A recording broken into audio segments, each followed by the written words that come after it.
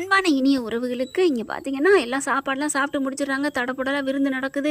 மெயினாக ஒரு பக்கம் போராடிக்கிட்டு இருக்காங்க. அதாவது வீட்டுக்கு மறைக்கிறமே அப்படிங்கிற, அதாவது தான் மேலே தப்பு இல்லைனாலும் அடுத்தவங்க பண்ண தப்பையும் மறைக்கிறது தப்பு தானே அப்படின்னு அவங்க நினைக்கிறாங்க. ஆனால் ரோஹிணிக்கு அதெல்லாம் ஒன்றும் இல்லை, யாருக்கும் சொல்லக்கூடாது, அது மட்டும்தான் அந்த பிள்ளையோட டார்கெட்டு. பயந்துட்டு மீனா நான் ஹெல்ப் பண்ணட்டுமா அப்படிலாம் அடுப்பில் வந்து கேட்குதுங்க. ஏண்டி கொஞ்சம் நஞ்ச ஆட்டமா நீ ஆடுன அப்படின்னு தாங்க தோணுது. அடுத்து பார்த்தா எல்லாம் பார்த்தா ரெடியாகி நல்லா பேசிக்கிட்டு இருக்காங்க. அப்போ விஜயா வந்து சொல்லுது, அத்தை உங்களுக்கு தெரியுமா, என் புள்ள 50 லட்சத்துக்கு பேசி முடிச்சிருக்கான், அதுக்கு என் மருமக தான் காரணம், பெரிய பணக்காரில் ஆக போகிறாங்க, ஃபர்னிச்சர் ஜாமான் பூரா எத்தனையோ 300 வீட்டுக்கிட்ட கொடுக்கணுமா, இப்படியே எல்லாம் அவங்க கட்டுற எல்லா அதுக்குமே வருஷம் கொடுக்க போகிறாங்க. அப்படின்னா ஒரே வருஷத்தில் என் புள்ள கோடீஸ்வரன் ஆக போகிறான், அதுக்கு நான் குட்டி அந்த என் மருமக தான் காரணம் அப்படி இப்படின்னு பெருமை பீத்துது. எங்கள் அம்மா ஆரம்பிச்சிருச்சா. ரோஹிணி அப்படி பார்க்குது வச்சக்கண்ணு வாங்காமல். மீனா உன் பீத்தல் தெரியாமல் இருக்குது, தெரிஞ்சிச்சுனால இருக்குது அப்படிங்கிற மாதிரி பார்க்க, என்னை மன்னிச்சிருங்க மீனா அப்படிங்கிறாங்க. ஆண்டி பண்ணுறதுக்கு நான் என்ன பண்ண முடியும் அப்படின்ட்டு ரோஹிணி எப்படி பேந்த முழிக்குது. அடுத்து பார்த்தா அத்தை இப்போ என் வீட்டுக்கு வந்த 3 பேரில் அவள் தான் நல்லா ஒன்றுமே இல்லைனாலும் என் பிள்ளைய நல்லா ஓஹோன்னு வர வச்சிருக்கா, அவளுக்கு நீங்கள் ஏதாவது பண்ணணும் அத்தை அப்படிங்கிறாங்க. என்ன பண்ணணும், அவளுக்கு நீங்கள் ஏதாவது செய்யுங்க அத்தை. என்ன செய்யணும், உங்கள் சொத்தில் ஏதாவது ஒரு நிலங்களாக இருந்தால் என் மயன் பேர்லையும் மருமக பேர்லையும் எழுதி வைங்க அத்தை அப்படிங்கிறாங்க. அடியே சீமை சிரிக்கி வாடி, எதுக்குடி நான் எழுதி கொடுக்கணும், அவள் வாங்கியிருக்க 40 லட்சத்தை எனக்கா கொடுக்க போகிறாளுங்க? இல்லை பார்த்த உங்கள் பேரன் தானே, அவன் நல்லா இருந்தால் உங்களுக்கு சந்தோஷம் தானே அப்படிங்கிறாங்க. ஏய் நான் சொன்னது நான் தரேன் தான் இல்லைங்களே, ஆனால் யார் குழந்தை பெற்றுக்க போகிறாங்களோ அவங்களுக்குன்னு சொல்லியிருக்கேன், அந்த இதில் வேணால் அவங்க ஜெயிக்கட்டுமே, குழந்தைய பெற்று கொடுக்கட்டும், நான் எழுதி வைக்கிறேன், அம்புடிச்சத்தையும் கூட எழுதி வைக்கிறேன், ஏன் அரகுற சொத்துக்கு நீ ஆசைப்படுற அப்படிங்கிறாங்க. அத்தை இப்படிலாம் நீங்கள் பேசாதீங்க அத்தை அப்படிங்கிறாங்க. ஸ்ருதி பார்க்குது, அடப்பாவீங்களா என்னது இதெல்லாம் டூ மச் அத்தை, ஒருத்தவங்க தொழிலில் பண்ணாங்கன்னா இப்போ நானும் தான் ரவிக்கு எல்லாம் தொழில் தொடங்கியிருக்கேன் அப்படிங்குது. உடனே நீ இன்னும் லாபம், நான் லாபங்களே உங்களுக்கு தெரியுமா, இந்த மாதம் மட்டும் 8 லட்சம் நான் சம்பாரிச்சிருக்கேன். என்னது 8 லட்சமா? ஆமாம் லாபம் மட்டும், இன்னும் அடுத்த மாதம் இதை விட டபுள் மடங்காகும், அப்புறம் 3 மாதத்தில் நானும் ஒரு கோடீஸ்வரி தான், உங்கள் பிள்ளைக்கு தானே அப்படிங்கிறாங்களா. அப்படியா ஸ்ருதி, நீ ஏற்கனவே கோடீஸ்வரி தான், அப்போ இதோட ஒரு கோடீஸ்வரி தான், நீ டபுள் கோடீஸ்வரி. அப்போ அத்தை நீங்கள் ஸ்ருதிக்கு ரவிக்குமே எழுதி வச்சுருங்க. சி நீ என்னடி பண்ணி இப்படி பண்ணுற அப்படின்னு பாட்டி விஜயாவை கோவிக்கிறாங்க. உனக்கு காசு சொத்து இதை வச்சு தான் மதிப்பு எடுப்பியா, மனசை வச்சு நீ எடுக்க மாட்டியாடி. அத்தை மனசை வச்சு எந்த கடையில் மளிகை ஜாமான் கொடுப்பாங்க, நீ எங்கே வேற மனசை வச்சா வாடகைக்கு விடுறேன், மனசை வச்சா நீங்கள் தோப்பு தூரங்கெல்லாம் குத்தகைக்கு விடுறீங்க, ஆட போங்கத்தை அப்படிங்குது. அதுக்கப்புறம் பார்த்தா மீனா ரோஹிணி உருன்னு இருக்கிறாங்க. ஸ்ருதி கவனிக்குது, எல்லாம் சிரிச்சு பேசுகிறோம், ஆனால் ரோஹிணி ஒரு மாதிரியாக இருக்குது, மீனாவும் ஒரு மாதிரி இருக்காங்களே, ஒன்றும் புரியலேன்னு சொல்லிட்டு தனியாக போயிடுறாங்க. கிச்சனுக்குள்ளே இருக்கிறாங்க. மீனாட்ட போய் ஸ்ருதி கேட்குறாங்க, என்ன மீனா என்ன நடந்துச்சு சொல்லுங்க அப்படின்னு. ஆனால் ஒன்றுமே சொல்லாமல் போயிடுறாங்க. ஒன்றும் இல்லை விடுங்க அப்படிங்கிறாங்க. அப்போ பார்த்தா ரோஹிணி வருது. ரோஹிணி அப்படியே பம்மிக்கிட்டு, மீனா நான் வேலை செய்யவா அப்படி இப்படின்னு அப்படியே ஒரு அடுக்க போகிற ஆடுன்னு சொல்லுவாங்களே அந்த மாதிரி போகுதா. எனக்கு ஒன்றும் புரியலையே, இப்போ நான் என்ன பண்ணுறது. ஸ்ருதி நம்ம பிளானை போடுறாங்க, நம்ம ரோஹிணிகிட்டே கேட்டுருவோமா அப்படின்னு சொல்லிட்டு ரோஹிணிகிட்ட போய் என்ன கேட்குறது. ஸ்ருதி பார்க்குது, எனக்கு ஒன்றும் இது பிடிச்சிக்கலையே, மாமியார் வேற 40 லட்ச ரூபாய்க்கு ஆர்டர் வாங்கினாங்கிறக்காண்டி சொத்து எழுதி வைக்க சொல்லுதே, இந்த விஜய் ஆண்டி ஏன் இப்படி பண்ணுறாங்க, நாளை பின்ன இன்னும் ஏதாவது எழுதி வச்சுருவாங்களோ, நம்ம வீட்டை கூட எழுதி வச்சாலும் வைப்பாங்க, அது சரிப்பட்டு வராது, நம்ம இதை உண்மையை சொல்லியே தீரணும் அப்படின்ட்டு. மீனா பார்த்தீங்கல்ல உங்கள் அளவுக்குலாம் நான் தியாகி இல்லை, எப்படி நடந்துட்டுருக்கு. ஐயோ ஸ்ருதி விடுங்க ஸ்ருதி, இதெல்லாம் ஒரு பெரிய விஷயமே இல்லை, இதை விட வேறு பிரச்சனையெல்லாம் மேலே தலைக்கு மேலே இருக்குது, இதை விட பிரச்சனையா என்னது மீனா இருக்குது சொல்லுங்கள். ஐயோ அதெல்லாம் ஒன்றும் வேணாம், என் வாயை பிடுங்க நீங்கள் விடுங்க அப்படிங்கிறாங்க. அதெல்லாம் முடியாது நீங்கள் சொல்லுங்க அப்படின்னு ஸ்ருதி கேட்க, அட ஒன்றும் இல்லைங்க அப்படிங்கிறாங்க. அப்போ நாளை விட மாட்டேன், இந்த கிரெடிட் மொத்தம் உங்களுக்கு சேர வேண்டியது, நீங்கள் பண்ணதை விட்டுட்டு அவங்க வந்து பேர் வாங்கிக்குவாங்களா அப்படின்னு சொல்லிட்டு அப்படியே 2 பேரும் பேசுகிறத ரோஹிணி வந்து அங்கே எட்டதுலேருந்து பார்க்குது. ஐயோ என்ன பேசிக்கிட்டு இருக்காங்க, மீனா எல்லாத்தையும் சொல்லியிருக்குமோ அப்படின்னு பயப்படுது. அடுத்து தனியாக அப்படி எப்படா ஸ்ருதி வரும்னு பார்த்துக்கிட்டே இருக்குது. ரோஹிணி அப்படி பார்த்துக்கிட்டு இருக்கிறத நம்ம ஸ்ருதியும் கவனிக்கிறாங்க. ஓ நான் வந்தோன்னே என்ன பேசுங்கன்னு கேட்குறதுக்கு ரெடியாக நிற்கிறாங்க போல இருக்கே. அப்போ இவங்ககிட்ட வாயை பிடுங்கினா சரியாக போயிடும் அப்படின்ட்டு. ஆனால் போகிறதுக்கு முன்னாடி யாராவது இது கேட்க வைக்கணுமே, நம்ம வீடியோ ரெக்கார்டு பண்ணுவோமா, இல்லை வேணாம் நம்ம மனோஜை கூட்டி கொண்டு வச்சு பேசி கேட்க வைப்போம் அப்படின்ட்டு மனோஜை போய் பார்க்குறாங்க. மனோஜ் இங்கே வாங்க அப்படிங்கிறாங்க. என்ன ஸ்ருதி அப்படின்னு கேட்க, நீங்கள் இந்த ட்ரெஸ்ஸில் சூப்பராக இருக்கீங்க. அப்படியா ஸ்ருதி, தேங்க்யூ ஸ்ருதி அப்படிங்கிறாங்க. உண்மையில் நீங்கள் டேலண்ட்டு, நீங்கள் எப்படி தெரியுமா படிப்புலாம் கில்லாடி தெரியுமா அப்படிங்கிறாங்க. அப்படியா, ஆமாம் நீங்கள் ஒரு நிமிஷம் ஒரு 10 நிமிஷம் ஒரே இடத்துல அசையாமல் நிற்க முடியுமா அப்படிங்கிறாங்க. நான் நிற்பனே, எனக்கு என்ன பயம் அப்படிங்கிறாங்க. அப்போ இங்கே வாங்க அப்படின்னு சொல்லிட்டு அந்த ரோஹிணி போயிருக்க இடத்துக்கு அங்கிட்டு தள்ளி வேற பக்கத்து அங்கிட்டு ஒரு அரை செவராக இருக்குது, அங்கே போய் நிற்க வைக்கிறாங்க. இங்கே நீங்கள் அரை மணி நேரம் நிற்க முடியுமா?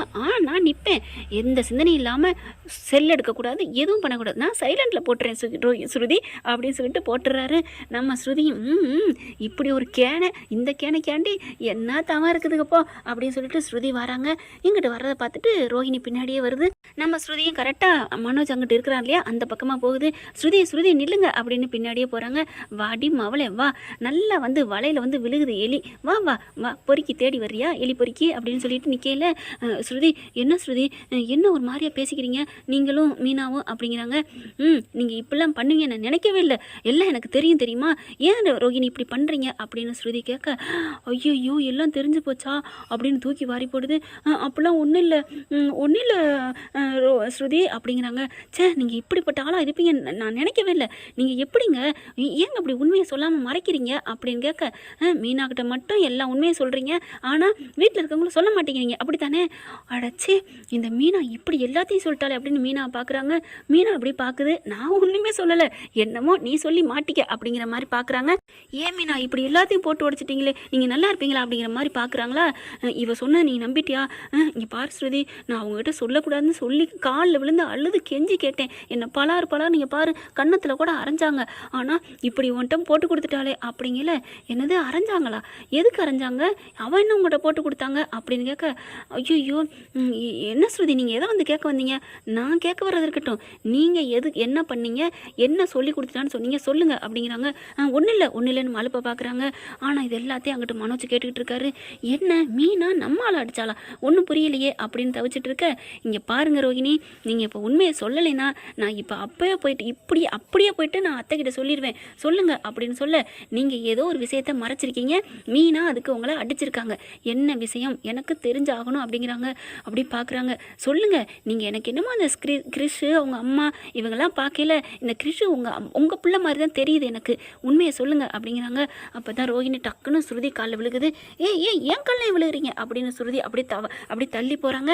இல்லை ஸ்ருதி, என்னை மன்னிச்சிருங்க ஸ்ருதி, எல்லாம் நான் தப்பு பண்ணிட்டேன், நான் ஏற்கனவே கல்யாணம் ஆனவன் தான், கிறிஷு தான் என்னோட பையன், அது தெரிஞ்சு போச்சு மீனாவுக்கு, அதனால தான் என்னை அடித்தாங்க, ஆனால் வீட்டில் யார்ட்டையும் சொல்ல மாட்டேன்னு சொல்லிட்டாங்க, ஆனால் நீங்களும் சொல்லிடாதீங்க ஸ்ருதி. என்னது இவ்வளோ பெரிய விஷயம் நடந்திருக்கா? ஐயையோ சொங்கின்னு மயங்கி விழுகிறாங்க. நான் கூட இவ்வளவு நடக்கும் நான் நினைக்கவே இல்லையே, இம்புட்டு ஒரு விஷயம் நடந்திருக்கு. ஐயோயோ பெரிய மேட்டரை மறைச்சி வச்சிருக்கீங்களா நீங்களாம், என்ன மனுஷ ஜென்மம். ஐயோ கல்யாணம் ஆகி இவ்வளோ பெரிய பிள்ளைய வச்சுட்டு உங்களுக்கு மனோஜை கல்யாணம் பண்ணிட்டு இப்படி நடிக்கிறீங்க, அதுவும் உங்களை தாங்குதாங்கன்னு தாங்குறாங்க. இதெல்லாம் கேட்டோன்னா மனோஜ் அப்படியே ஆடி போகிறாருங்க. அப்படியே பார்க்குறாங்க. ஸ்ருதி எதுவும் சொல்லிடாதீங்க ஸ்ருதி ப்ளீஸ் ஸ்ருதி அப்படிங்கிறாங்க. இப்படிலாம் இருப்பேன் நான் நினைக்கவே இல்லை அப்படின்னு நான் இப்போயே போய் சொல்கிறேன் அப்படின்னு வேகமாக ஓடுறாங்க. போயிட்டு ஆண்டி எல்லோரும் வாங்க அப்படிங்கிறாங்க. மனோஜும் அங்கே வந்துடுறாரு.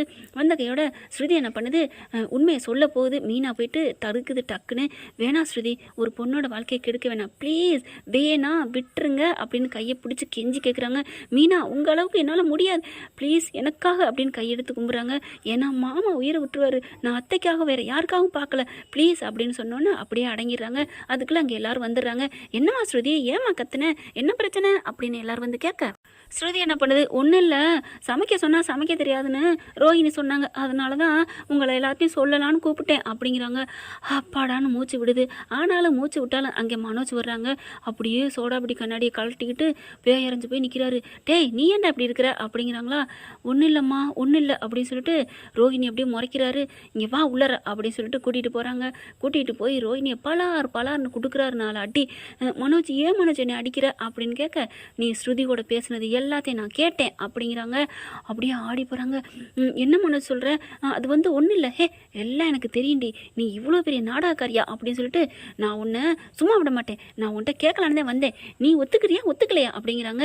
நான் ஒத்துக்கிறேன் மனோஜ், நான் பண்ணது தப்பு தான். அப்போ ஒத்துக்கிட்டியா, நான் கூட என்னம்மா நினச்சேன் அப்படின்னு சொல்லிட்டு அம்மான்னு ஓடி வர்றாங்க வேகமாக. இவ எனக்கு வேணவே வேணாமா, இவ போய் புழுகுனிமா, இவ கல்யாணம் ஆகி புள்ள பெத்தவமா அப்படிங்கிறாங்க. பாட்டிக்கு தூக்கி வாரி போடுது. என்னடா சொல்கிற, ஆமாம்மா அப்படின்னு நடந்ததை சொல்ல, அடி பாவி இவ்வளோ பெரிய ஃப்ராடாக இருப்பியா அப்படின்னு சொல்லிட்டு சும்மா செம்மையாக அட்டி வச்சு எடுத்துடுறாங்க. ஸ்ருதி பார்க்குறாங்க. நான் சொல்ல வேண்டியதை உங்கள் புருஷனே கேட்டுட்டு சொல்லிட்டாரே, நான் என்ன பண்ண முடியும். மீனா நீங்கள் பேசாமல் விடுங்க, இனிமேல் நீங்கள் குற்ற உணர்வு தொந்தரவு இல்லாமல் ஜாலியாக இருக்கலாம், விட்டுருங்க. என்ன ஸ்ருதி இப்படி ஆகிப்போச்சு, ஒரு பொண்ணோட வாழ்க்கை வீணாக போகாதா அப்படிங்கிறாங்க.